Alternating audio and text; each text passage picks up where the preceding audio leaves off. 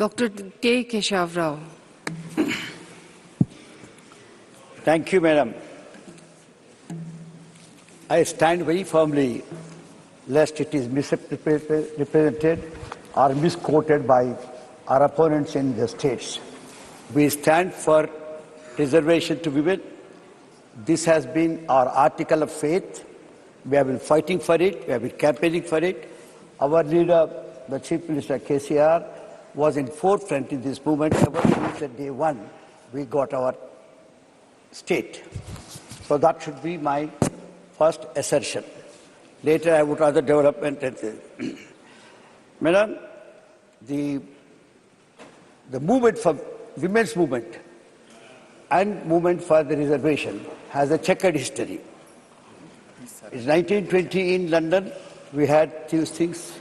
Then we had in 1921-17 when Sarojini Naidu went to Chelmsford Committee and asked for franchise. So we had gone through many things. So this movement, this particular movement for the reservation or the say, voice of the people in the legislature is an old one and a very noble one.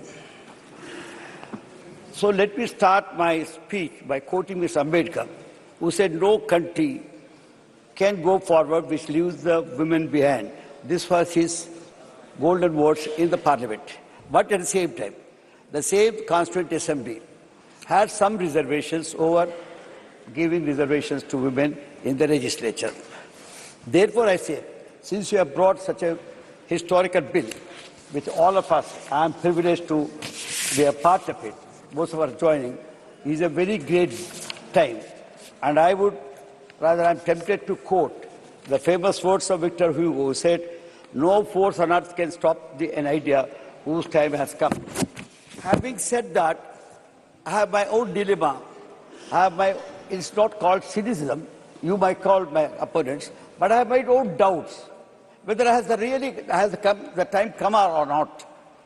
Because the entire process that you are trying to talk to me today hinges on few conditions.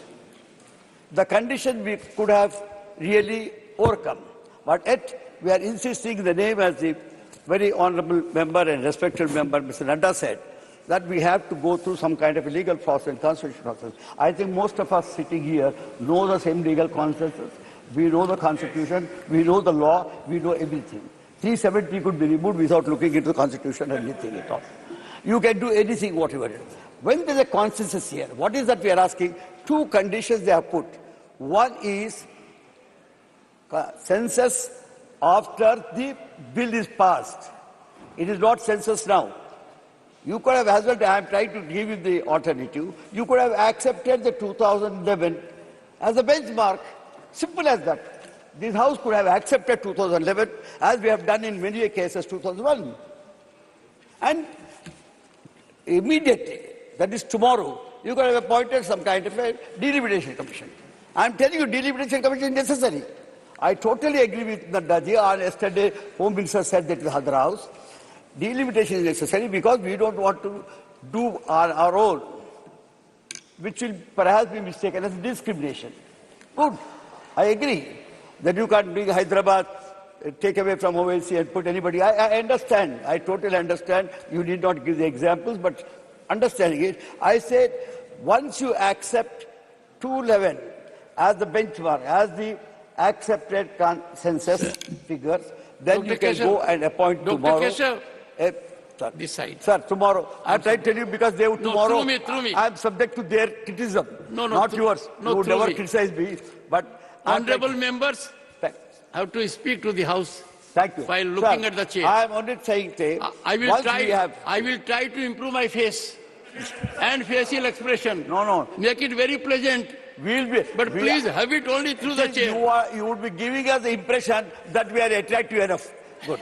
Sir, thing is, the moment we have this kind of a census fixed and delimitation done tomorrow, so there is no need for much time to it.